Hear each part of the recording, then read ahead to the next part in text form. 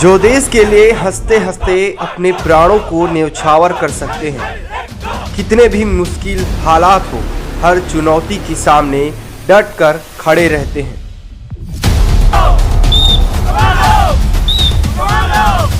यहाँ पूरा जंगली इलाका है और अक्सर ऑपरेशंस में जाते समय सांप, बिच्छू और जंगली जानवरों से सामना होता रहता है, लेकिन इसके लिए हम लोग विशेष तैयारी करके रखते हैं।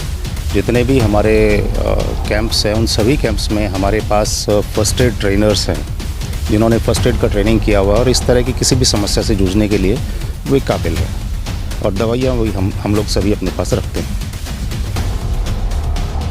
आज हम आपको सीआरपीएफ की शौर्य, शहादत और सम्मान की कहानी सुनाएंगे।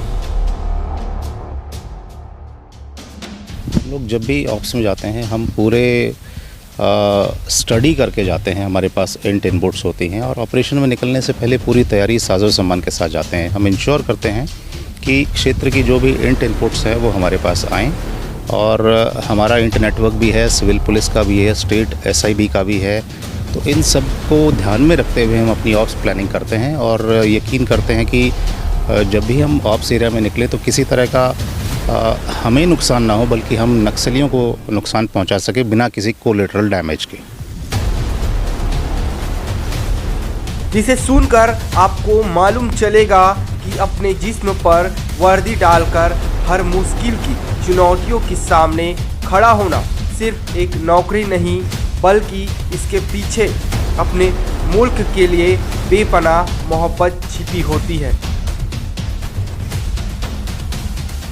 हम जो है अक्सर ट्रेनिंग अपना जो है बखूबी करते हैं, चाहे हम ऑन द जॉब ट्रेनिंग कर रहे हों, चाहे प्री इंडक्शन ट्रेनिंग हो, और उस ट्रेनिंग में हमें यही सिखाया जाता है कि जंगल में हमें किस तरह से ऑपरेट करना है। तो जब हम जंगल में जाते हैं तो उस सिखलाई को ध्यान में रखते हुए हम जंगल में चलते हैं, और कभी भी किसी भी ऑपरेशन में जब हम जाते हैं तो हमारे दिमाग में यही रहता है कि हम किसी न किसी तरह गांव वालों की मदद कर सकें और नक्सलियों का सफाया कर सकें। इसीलिए हम कोशिश करते हैं कि हम गांव वालों का मन जीत सकें।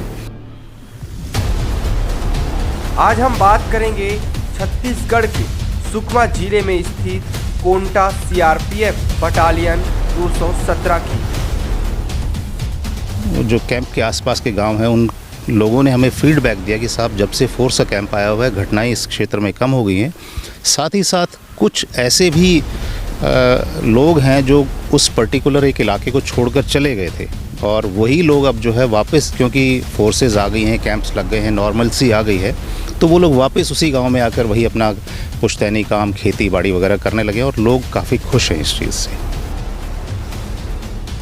CRPF बटालियन नक्सलियों का सामना कैसे करते हैं और कैसे बदल रहे हैं बस्तर को, देखिए RJ न्यूज़ पर। का गोलापल्ली PS है, जिसके बारे में आप जानते होंगे। ये पुलिस स्टेशन है, आज़ादी से पहले का पुलिस स्टेशन है, ये अंग्रेज़ों के समय का, और वो बिल्कुल कट ऑफ सा एक पुलिस स्टेशन था जहाँ पर केवल एक थाने के साथ CF की कंपनी थी।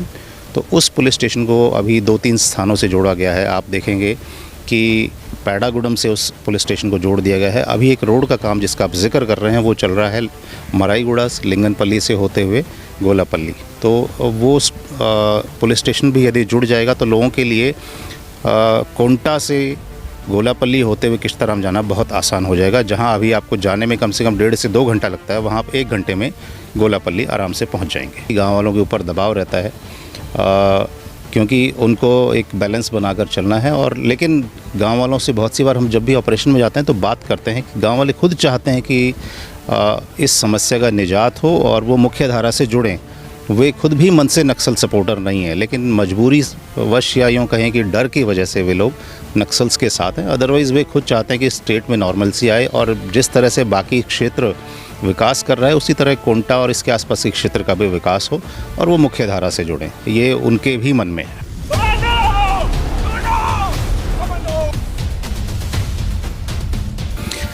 काफ़ी कुछ देखने को फ़र्क मिला है। जो हम इस तरह के सामान वगैरह वितरित करते हैं या कार्यक्रम चलाते हैं जिसमें गांव वालों का सामूहिक विकास हो सके। जैसे हम लोग किसी गांव में पानी की समस्या है तो वहाँ बोरवेल करवाकर हैंडपंप लगवा देते हैं, या वाटर फिल्टर की प्लांट्स लगवा देते हैं वहाँ पर।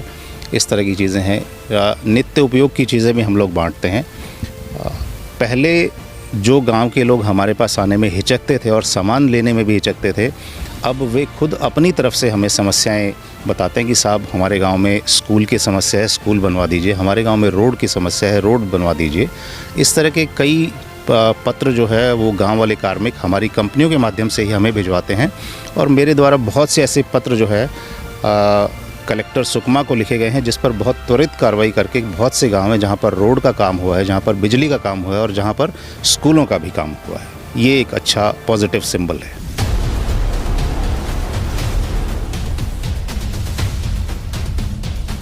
विकास ही एक वह ज़रिया है जिसके माध्यम से नक्सल्स को रोका जा सकता है और गांव वालों को मुख्य धारा में शामिल किया जा सकता है। विकास के बिना हम चाहेंगे कि सिर्फ नक्सल्स को ख़त्म कर दें और विकास न करें, संभव नहीं है। दोनों चीज़ें एक साथ चलती हैं। विकास भी हो रहा है, साथ में नक्सल्स के अगेंस्ट ऑपरेशंस भी चलाए जा रहे हैं। इसीलिए आप देखेंगे आजकल बहुत से सड़कों पर जोर है, गांव में बिजली के कनेक्शंस दिए जा रहे हैं। ऐसे ऐसे गांव जिनमें आज़ादी के समय के बाद से कोई रोड या बिजली नहीं है, वहाँ इस तरह के साधन प्रोवाइड करे जा रहे हैं स्टेट एडमिनिस्ट्रेशन के द्वारा। और हम लोग आपस में मिलकर, चाहे स्टेट एडमिनिस्ट्रेशन हो, चाहे स्टेट पुलिस हो, चाहे सीआरपीएफ हो, सभी का उद्देश्य यही रहता है कि क्षेत्र का विकास हो, लोग मुख्य धारा से जुड़ें और इस एरिया में शांति आए।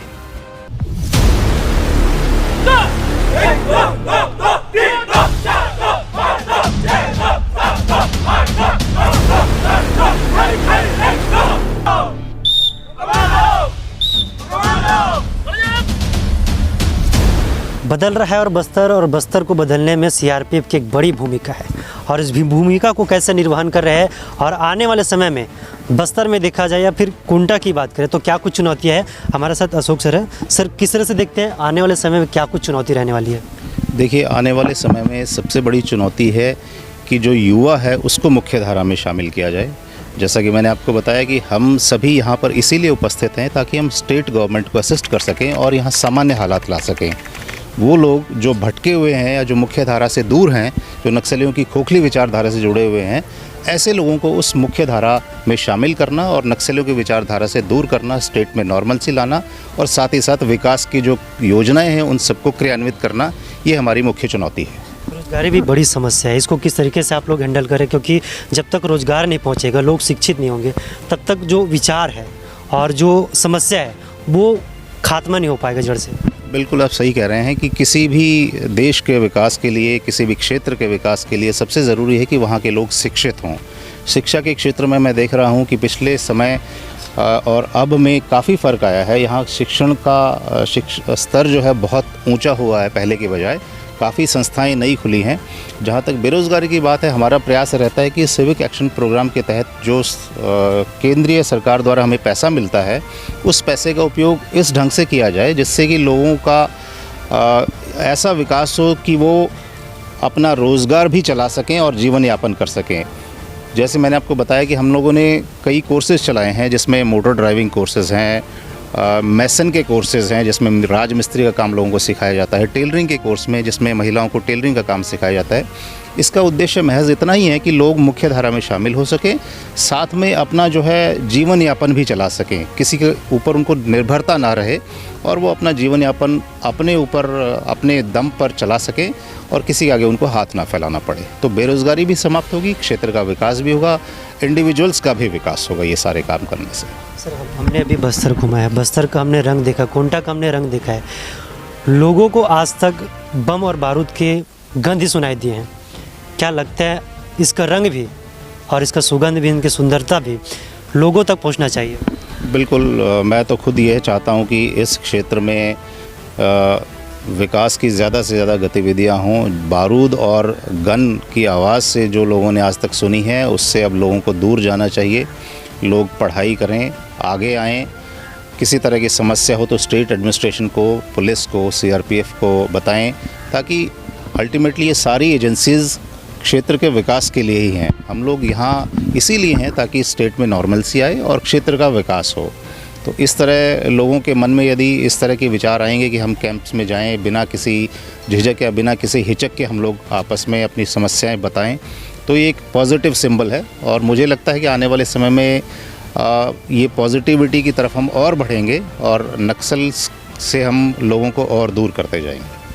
सर अगर बात करें तो आपके सीआरपीएफ कैंप के द्वारा किस तरीके से अभी जो विगत वर्षों में है किस तरीके से डेवलपमेंट हुआ है, क्या कुछ लोगों तक सहायता राशि पहुंच पाई? हमारा ये प्रयास है कि जो स्टेट की नीतियां हैं उनका हम पालन करवाएं।